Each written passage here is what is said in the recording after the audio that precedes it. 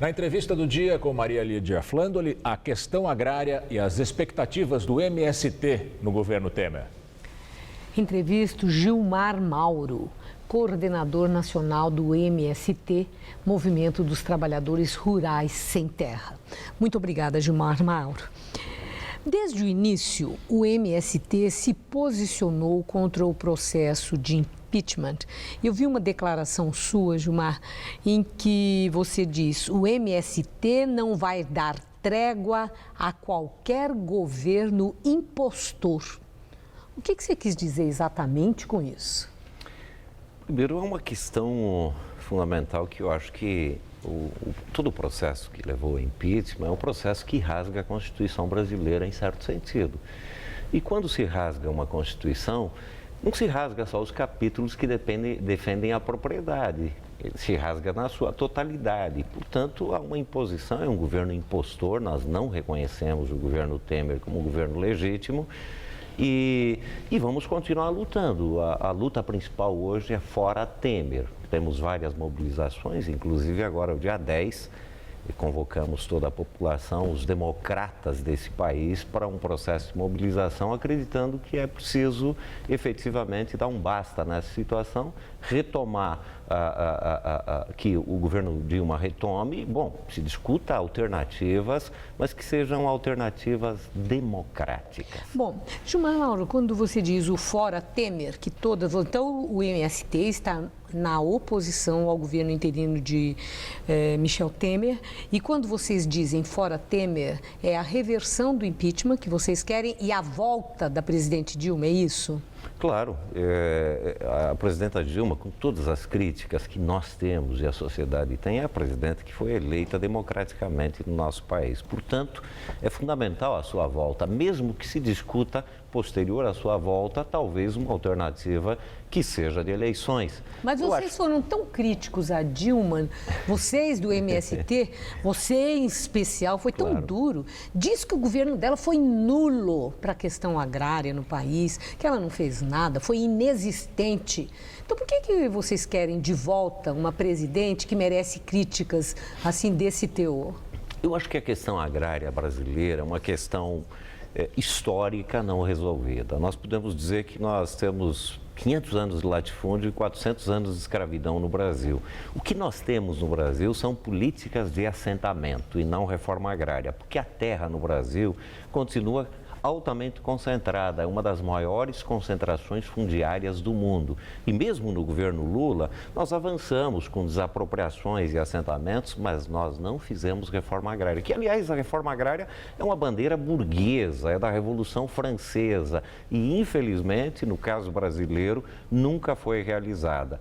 E, evidentemente, nós temos críticas muito intensas à política econômica da Dilma e, principalmente, à política de reforma agrária. Entretanto, o que está em questão hoje é a democracia brasileira. Todo o projeto que está se discutindo pelo impostor Temer é um projeto de reversões de conquistas sociais imensas para a sociedade brasileira. Agora, eu tenho uma pergunta. Vocês chamam Temer de impostor. Quem colocou o Temer no governo, tanto no primeiro mandato como no segundo de Dilma, foi o PT e o MST, naquela ocasião, apoiou. Quer dizer, vocês colocaram o Temer lá como vice-presidente. E, segundo a Constituição, o vice-presidente substitui a presidente em qualquer eventualidade de vacância do poder. Então, eu pergunto, ele virou impostor de uma hora para outra? Vocês nunca viram que ele foi impostor? Passaram a achar isso a partir de que momento? Não, nós sempre tivemos críticas à política de alianças do governo Lula e do governo PT em geral. Desde a Carta ao Povo Brasileiro, que de alguma forma foi um grande acordo político, e no nosso modo de ver, esse grande acordo político que construiu um plano econômico, que nós podemos dar o nome que queira, neodesenvolvimentista, etc., era um projeto de conciliação de classes que incluía vários setores do empresariado, vários setores da política, inclusive setores da classe trabalhadora. evidentemente que nós tivemos críticas a esse processo também. Entretanto, evidentemente que todo o período do governo Lula e o primeiro mandato do governo Dilma, nós tivemos avanços nas questões sociais, houve desenvolvimento econômico, esse desenvolvimento econômico, inclusive, num tripé interessante. No entanto, pernicioso para a reforma agrária, porque a demanda internacional de commodities agrícolas fez o governo investir bastante no agronegócio e foi um pé desse projeto de desenvolvimento econômico, somado a grandes investimentos públicos, somado à abertura ao mercado de massas, criou uma situação de crescimento econômico e, de certa forma, de pleno emprego. Isso, evidentemente, que foi bom para a sociedade, mas foi ruim para a reforma agrária. Nós sempre tivemos essa crítica. Agora, Gilmar Mauro, vamos falar com a realidade, como as coisas estão hoje. Temos um governo interino, temos uma afastada, uma situação muito peculiar, dois chefes de Estado no mesmo período no país. Mas o presidente interino Michel Temer, ele fez o ministério dele, redução de ministério, e transferiu a questão da reforma agrária para a Casa Civil e está atuando, inclusive, como um intermediário na interlocução com os representantes desse pleito, né, da reforma agrária no país, o Paulinho da Força, o deputado federal do Solidariedade. Então, eu quero começar aí. Primeiro, se o MST reconhece no Paulinho da Força uma liderança política forte que possa representá-los junto ao presidente interino e, no caso, inclusive, se for aprovado o impeachment, e continuar esse mesmo presidente. Não, nós não reconhecemos o próprio presidente impostor e, por consequência, toda a composição ministerial, que é uma composição extremamente atrasada, arcaica. Quer dizer, em momento algum, vocês se reunirão com Temer, tanto na interinidade, como se ele ficar um presidente de fato? Eu parto do princípio que ele não ficará. Não há condições políticas, econômicas no Brasil. É insustentável. Você não admite a hipótese? E se ficar? Bom, se ficar é uma outra nesse situação. Cenário, se ficar, Aí vem o MST terá uma interlocução com a autoridade institucional constituída? Dificilmente, porque eu acho que o processo que levou ao afastamento da Presidente da República é um processo extremamente complicado, que eu acho que rasga a Constituição brasileira. E mais que isso, eu diria, olha, Maria Lídia, eu confesso que eu superestimei a capacidade intelectual da elite brasileira.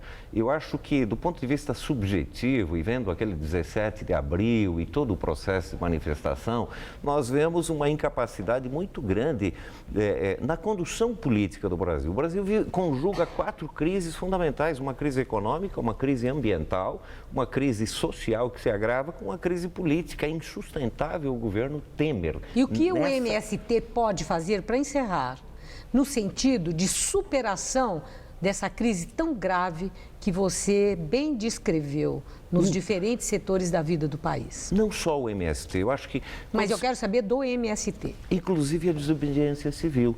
Nós temos o direito à desobediência civil. Você acha que isso ajuda? Eu acho que, se não tiver outra alternativa, isso ajuda. As manifestações populares, a juventude, o MST não vai dar um minuto de trégua para o presidente impostor e vai continuar lutando pela reforma agrária, inclusive com possibilidade de aumento significativo das ocupações. E não por vontade do MST, é que a situação econômica do desemprego se agrava de tal forma que a alternativa à reforma agrária volta a ser uma alternativa, inclusive de sobrevivência, para uma parte da população brasileira. Eu diria até que a reforma agrária é uma das alternativas econômicas importantes para o nosso país. Agora, é uma reforma agrária de novo tipo, que pense uma agricultura voltada para a agroecologia, uma agricultura, enfim, que mude o modelo agrícola do nosso país. E o MST vai estar nessa luta permanentemente. Muito obrigada, Gilmar Mauro. Obrigado. Uma boa noite. Boa noite. Juliana.